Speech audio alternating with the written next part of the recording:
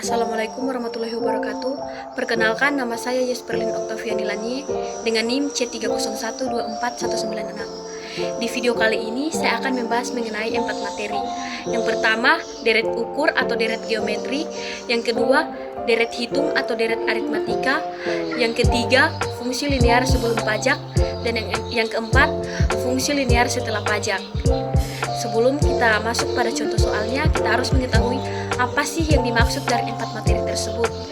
Yang pertama, deret ukur. Deret ukur atau deret geometri adalah suatu deret yang setiap sukunya diperoleh dengan mengalihkan suku sebelumnya dengan suatu bilangan tetap atau rasio. Kita bahas contoh soal 1, yaitu deret ukur atau deret geometri.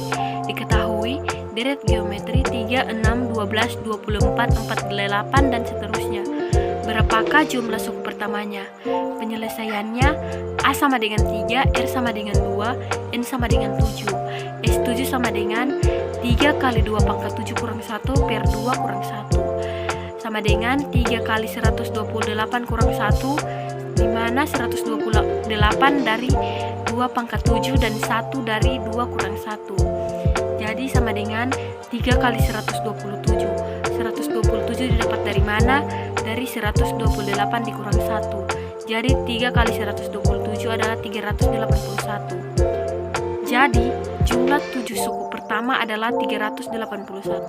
Yang kedua, deret hitung atau deret aritmatika adalah suatu deret yang setiap sukunya diperoleh dengan menambahkan suatu bilangan tetap atau beda pada suku sebelumnya. Contoh soal 2, diketahui deret aritmatika 1 tambah 3 tambah 5 tambah 7 dan seterusnya. Berapakah jumlah 2 suku pertamanya? Penyelesaiannya, suku pertama adalah 1, suku kedua adalah 3. Jumlah 2 suku pertama adalah 4. Dari mana didapat 4? Suku pertama ditambah suku kedua. 1 tambah 3 sama dengan 4. Jadi 2 suku pertama adalah 4. Yang ketiga, fungsi linear sebelum pajak. Fungsi linear yang menggambarkan hubungan antara variabel atau misalnya jumlah barang dan total harga sebelum pajak ditambahkan. Kita masuk pada fungsi linear sebelum pajak 11%. Harga jual sebuah laptop setelah pajak 11% adalah 12.100.000. Tentukan fungsi linear yang menyatakan harga sebelum pajak dan hitung harga sebelum pajak.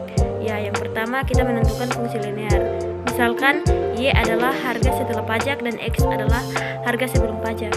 Y sama dengan X tambah 0,11 sedangkan X sama dengan 1,11X. Hitung harga sebelum pajak. Kita ketahui Y adalah 12.100.000. Dari mana? Dari harga setelah pajak di soal. Lalu kita substitusikan ke dalam fungsi. Jadi 12.100 sama dengan 1,11X.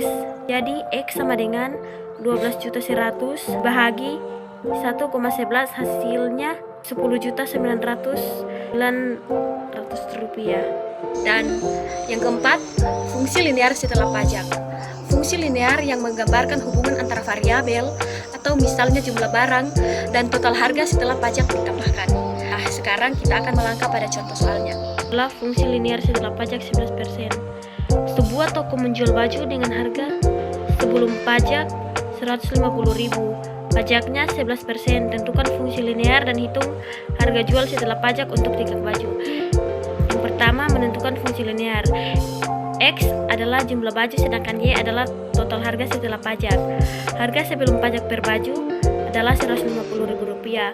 Pajak per baju 0,11 dikali 150 hasilnya 16.500. Harga setelah pajak per baju 150 ditambah 16.500 hasilnya 166.500. Jadi fungsi linear Y sama dengan 166.500X.